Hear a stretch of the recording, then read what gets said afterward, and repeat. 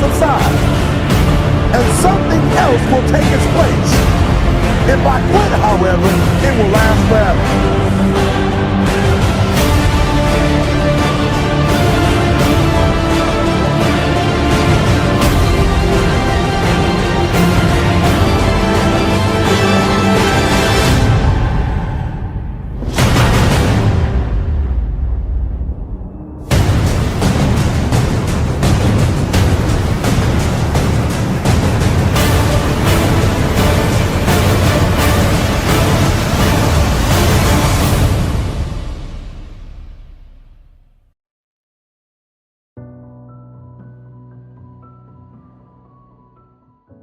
Det hele starter jo med, at vi laver Pigen og Plagen i januar måned, og den første gang, hvor vi har tilmelding til Pigen og Plagen, der er der 211, der melder sig ind. Efter et stykke tid, så opstår der det ønske, at vi gerne vil have en foredragsholder til at komme og fortælle noget om løb. Og der er så nogen, der nævner Jesper Kjær Olsen, at han er ultraløber, og han har løbet jorden rundt, at han kunne være et rigtig godt bud på at fortælle noget om løb. Vi får så Jesper til at komme, og en af de options, der er, det er, at han vil ikke have så mange penge for at holde foredraget, fordi at vi er en nystartet klub, og han vil gerne være med til at promovere løb. Han kommer så til at bo i mig en lille uges tid, og i løbet af den uge, der kører vi rundt på Mors og over ved Vestkysten, for han har ikke set Vesterhavet. Og så under den her kørsel rundt omkring på Mors, så siger han til mig på et tidspunkt, Jan, har du tænkt på at lave et 100 miles løb? Nej, det havde jeg ikke, fordi jeg vidste slet ikke, hvad der var egentlig.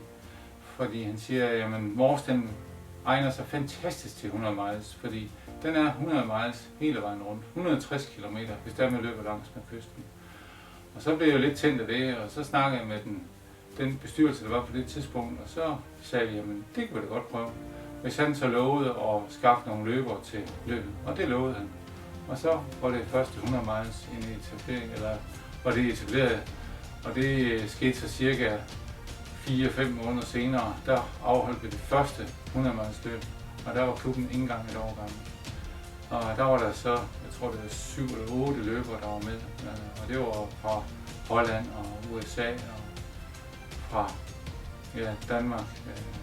Så det var det første internationale løb, vi lavede på Mors. Så har det gået slag i slag, at vi har udviklet løbet, og i dag har vi så haft det 10.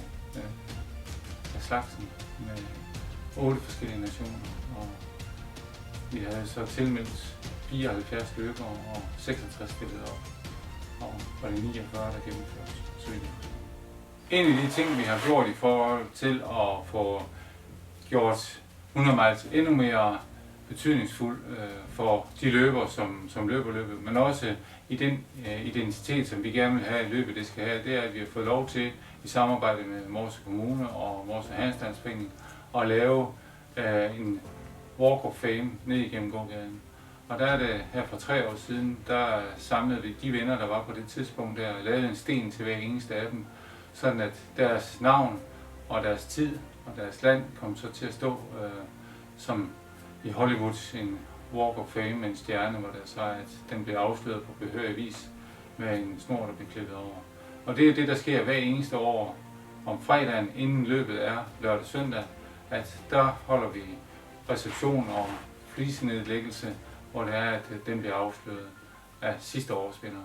Det, der er spændende ved stenen også, det er udover det, at det er hugget i granit, at man har vundet, og den tid, man har vundet, det står der, så har vi lavet en QR-kode på alle stenene, så at man kan via sin smartphone kan gå hen og få noget information om, hvad det her det er for en størrelse, hvad det er for et løb, og hvordan løbet har været det år. Den store folkefest, som så samler os i den her sten, det er det, vi gerne vil repræsentere ved 100 milen rundt på hele øen. Hvor der er folkefester i rigtig mange byer, både officielle, men også uofficielle. Hvor der er en opbakning uden lige. Jeg vil tro i år, det er mellem 4-5.000 mennesker, der har været på gader og stræder, har hovedet ud af vinduerne, standset med bilerne og råbt til alle løberne for at få dem godt igennem vores fantastiske løb.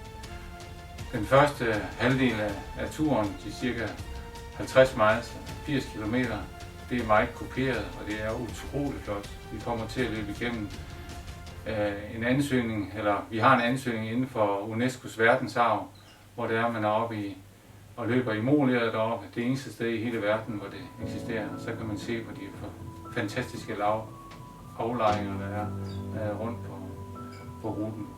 Så er der lidt senere, der har vi vores Alpe d'Huez, hvor det er, at der er 1 kilometer, og så er der en højdeforskel på 89 meter. Den, der vinder den, får lov til at bære den prikkede bjergetrøje. Vores Alpe d'Huez på Mors. Senere så er der mange andre rutefester. Der er blandt andet en stor rutefest ude i noget, der hedder Karby, hvor det er, at de spiller vanvittigt højt musik til hver eneste løber, der kommer forbi derude. 10.000 watt ude i nattehimlen. Det er en folkefest at være med til 100 mile.